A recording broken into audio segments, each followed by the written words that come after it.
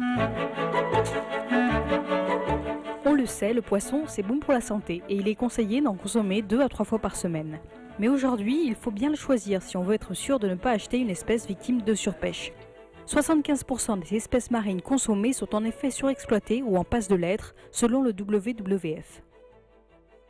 On pense qu'on a aujourd'hui à peu près 10% de ce qu'étaient les stocks des années 50. 10% de la biomasse, ce qui est quasiment nul et qui fait que beaucoup de gens sont très inquiets pour la pérennité de certaines espèces.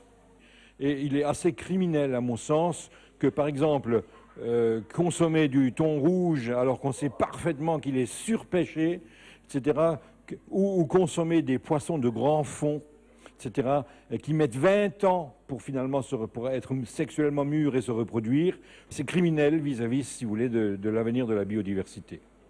Les espèces en surpêche sont nombreuses et il est difficile de s'y retrouver devant le bel étal de cette poissonnerie du centre-ville de Strasbourg, où la marchandise arrive tous les jours de Boulogne-sur-Mer en Bretagne.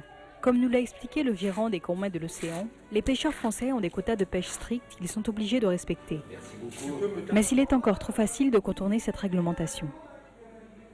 Autre solution possible, choisir un poisson d'élevage. La pisciculture serait-elle la solution? Son développement est heureux, mais il ne faut quand même pas ignorer que l'aquaculture pose aussi des problèmes. Il y a de graves problèmes sanitaires sur certains élevages, même en mer.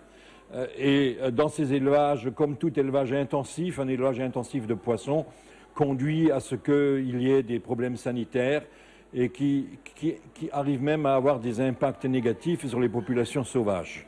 Donc c'est quand même quelque chose qu'il faut manier avec précaution, il faut être prudent.